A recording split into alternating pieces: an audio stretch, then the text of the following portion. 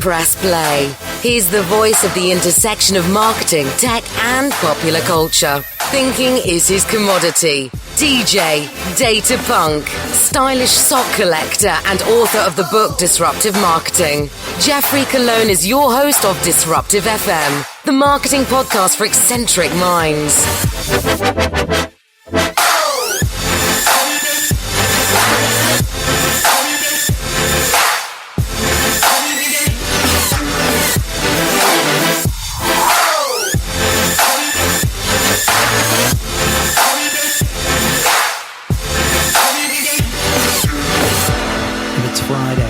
Another episode of Disruptive FM, the marketing podcast for eccentric minds. I'm your host, Jeffrey Cologne, broadcasting live from the campus of Microsoft in Redmond, Washington.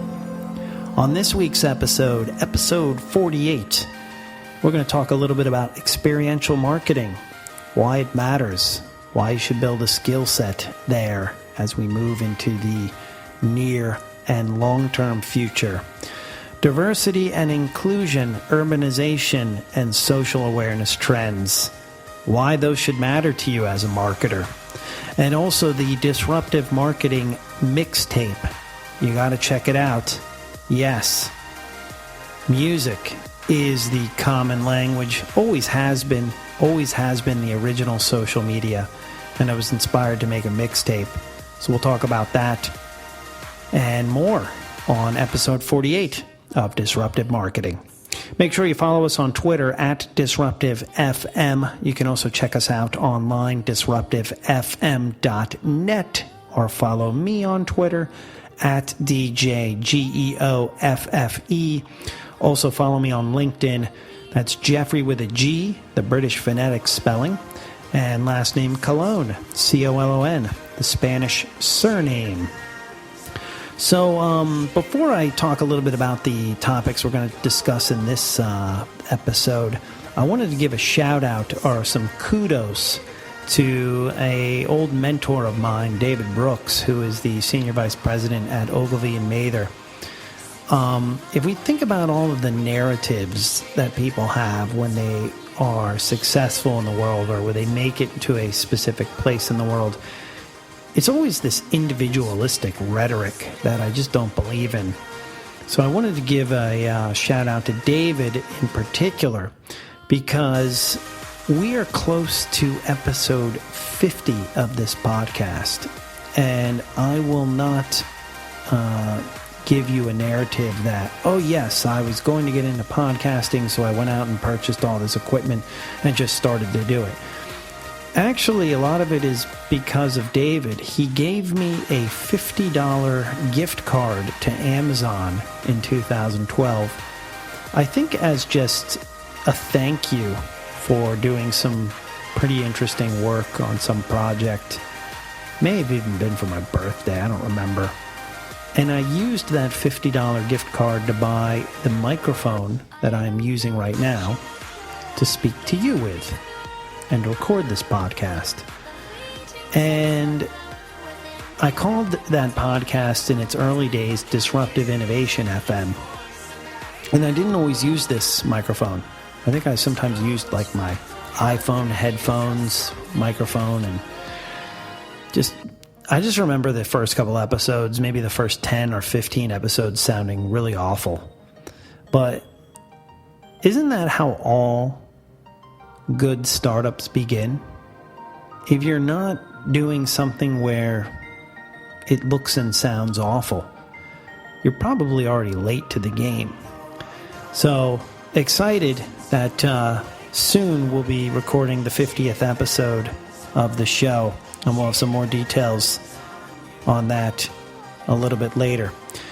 Second thing I wanted to note is the next couple of weeks I'm speaking at a ton of different events and traveling quite a bit. So if you do want to know where I am and you want to catch me in real life so we can connect and network and speak and share curiosities together, you can find that all at jeffreycologne.net/speaking. In the next couple of weeks, I believe it's in 2 weeks, June 2nd and 3rd, I'm in New York City And I wanted to promote a couple things I'm doing while I'm there, because you don't have to be in New York to watch a couple of the things that I'll be doing.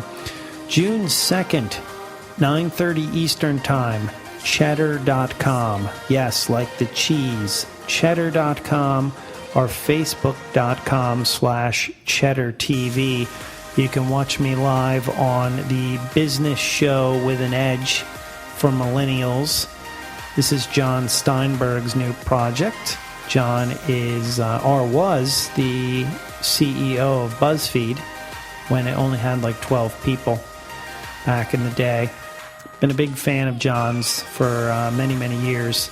So I'll actually be on Cheddar talking about my book and what we're doing at Microsoft in terms of search advertising. That's June the 2nd, 9:30 a.m. Eastern Time. And then 1 p.m. Eastern Time, I will be live on Facebook.com/FindSpark from the Wix Lounge, talking about a variety of different topics in social media. And you can check me out there. And then I'll be at the Think Content, the NewsCred Think Content event, probably about 2 p.m. onwards on June 2nd, if you just want to connect at that event, if you happen to be going. Would love to meet you.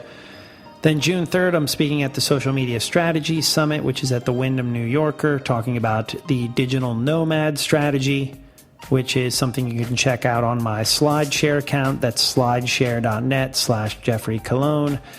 And then later on June 3rd, I am recording the American Management Association podcast, which will air, or should be live, I should say, not air, that's old media, which should be live sometime in the middle of June. So a lot of things going on. Just wanted to promote those 4 events that I'll be doing in New York City, since those are important ones for you to pay attention to. But again, you can find all my speaking dates at jeffreycolon.net/speaking. And of course, you can also tweet to me or use the hashtag DisruptiveFM if you want to catch my attention in any respect, if you have any questions, comments, concerns, or want to just connect and engage. So experiential marketing, why it's so important, why all marketers should be experiential marketers in the next 9 years. First of all, millennials and Generation Z in the United States are going to make up about 186 million people. 86 million from, actually it's larger than that. What am I saying? I think it's 180 million millennials in the U.S., 80 million Gen Z. So that's 260 million people. Now, of course, in the old marketing world, that was important because that was share of wallet. That's not why this group of people is important anymore. It has nothing to do with share of wallet. It has more to do with persuasion and influence, especially because you have 260 million people that are all online, or the majority of them are online, and have the ability to make or break things much easier than running an advertisement on television or radio. So I want you to put yourself in the shoes of that age group, that mindset, when you're thinking about, hey, will they interact with our website? Do they like what we're doing on social media? Do they like when we're at an event? Do they like the events we sponsor? If the answer to that is no, you better think about how you're going to recreate customer experience journeys for that age demographic, and quickly, because they hold the keys to power and influence now, regardless if they have share of wallet. So experiential marketing, huge thing. We've also seen many reports that have said experiences are way more important than buying things for this age demographic. That means that some companies are going to have to pivot heavily away from just selling goods and services to actually being more of a lifestyle, more of a subscription model possibly. So there's a lot of things that are going to play into the fact that you can't just sell things, or that people are going to want to just buy things outright. This is one of the reasons why I think the service industry, in terms of the service economy or the service digital economy, is so massive with that group, because it ties into their lifestyle, and it ties into the fact that they do not have to purchase things that they may never use again. You know, it made me think about the fact, why do so many younger people cut the cable cord? Is it because cable is expensive? That could be one of the reasons. Or is it the fact that for half the time, because I noticed this in my own house, I'm not even using cable, yet I'm paying for it. And if you think about modern subscription models or streaming models, you're only paying for things when you're actually using them or streaming them. So, again, big things to think about. What is your company's business model, and how does it tie into the experiential economy? Diversity and influence, urbanization, and social awareness trends. Why do you need to pay attention to these as a marketer? You're probably saying to yourself, this has nothing to do with marketing. I don't need to pay attention to those trends. I just need to sell. By 2025, more people will live in cities since the 1920s. If you're not in a city, you're going to have a hard time actually having any persuasion and influence in the next 9 years. And more than half the population between 13 and 21 by the year 2025 will be non-white. We have a much more diverse world, which is beautiful. I think it's beautiful.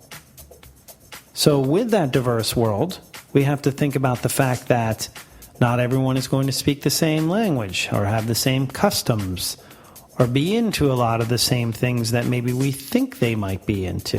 This is another reason why we need as much diversity and influence and inclusion as possible, not just in the tech world, but in the agency world and in the communications world in general. Because if the world is comprised of different looking and different thinking people, we need those different looking and different thinking and different feeling people creating the communications in order to reach those audiences. Social awareness trends are a big one here. If we think that we can just run a company that doesn't have a cultural conviction or something it stands behind in terms of social awareness or social justice, boy, you may as well just file for Chapter 11 bankruptcy now. 5 big factors this audience has already stated is very important to them and will be for some period of time. The topics of bullying, poverty and homelessness, child abuse, terrorism, and school violence. So again, if we think, hey, all we need to do is just sell a lot of things and take, well, that's not going to necessarily last or be advantageous as we move through the 21st century. And I talk a lot about this in the book, especially in one of the chapters all about corporate social responsibility. And I think the chapter is entitled Give Back, Ethics as the New Marketing. And this plays right into it. This entire social awareness trend plays right into it, which also plays into the first factor of experiential marketing.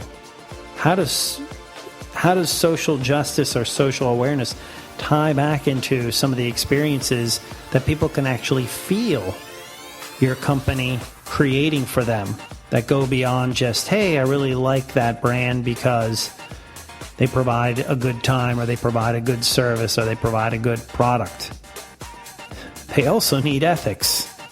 And that's going to be more and more of a topic that we get to or continue to talk about for quite a period of time as we continue this podcast and as we continue to talk about marketing in the 21st century.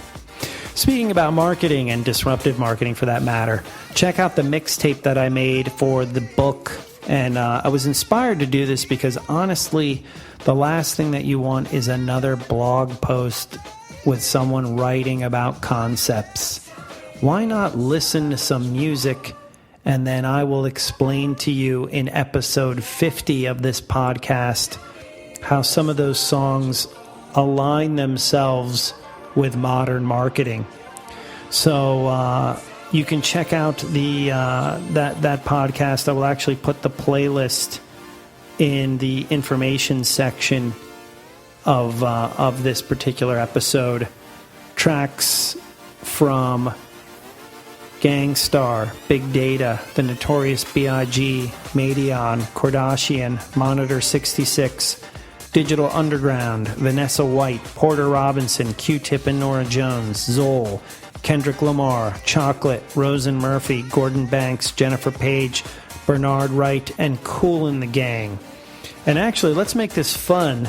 If you check out the playlist or the mixtape and you check out the second to last song from Bernard Wright, which is called Spinnin', and you can name a song that sampled that song, I will send you a copy of my upcoming book. Free of charge. Complimentary. No purchase necessary. Tweet to me at DJ Jeffy. Use the hashtag DisruptiveFM. Let me know a song that Bernard Wright's Spinnin' was sampled in, and I'll send you a copy of my upcoming book. And of course, in episode 50, we'll get down and dirty and talk about how these songs actually align in modern marketing. Because, as I said, I didn't just want to write a blog post about what I think modern marketing needs. I rather would give you a playlist and say, hey, these are the songs, and here's why they tie into modern marketing. And that way we get a little more creative in terms of discussing what modern marketing means, what it feels like, what it might shape up into around a number of songs, which I think everyone can get into, since music is a shared experience. And it is one of the original forms of social media, since it is aligned with language and feelings and emotions. So excited for everyone here to check that out. And then finally, I just wanted to also note that as we get to episode 50, and of course, if you checked out many of the older episodes, which were originally called Disruptive Innovation FM, someone actually asked me, hey, where'd you come up with the name for the show? And it's all tongue-in-cheek, because there is nothing disruptive about frequency modulation or FM radio whatsoever. And of course, if anybody has the answer on how to make the radio business better, I think you can probably send that information to iHeartRadio, Cumulus, or what was Infinity Broadcasting, CBS Radio, because I think they're trying to figure it out as well. And we will definitely devote an upcoming topic on not just radio, but the fact that television borrowed from radio eons ago and has never, ever innovated itself. It's still running spot loads similar to how radio runs spot loads. And it begs the question if media is really in for, as Shane Smith of Vice said in a recent interview, a bloodbath. And what he meant by that is we may have 2, possibly 3, maybe even 4 large players that we thought were too big to fail literally go out of business this year. I won't name who those players are. I think you can probably go to any media site and read about the companies that are having issues. But I agree with Shane here. I think a lot of these companies are in trouble because they have legacy models. They haven't innovated beyond advertising as they think advertising should operate. And they really haven't thought about content or how it's distributed in this new normal. They're still thinking that everybody's going to watch it on a cable top box. And of course, we know that is no longer really the case. Hope you enjoyed episode 48 of Disruptive FM. Of course, we love your feedback. Make sure you tweet to us. Check out disruptivefm.net. And let's keep the conversation going. We'll catch you next time.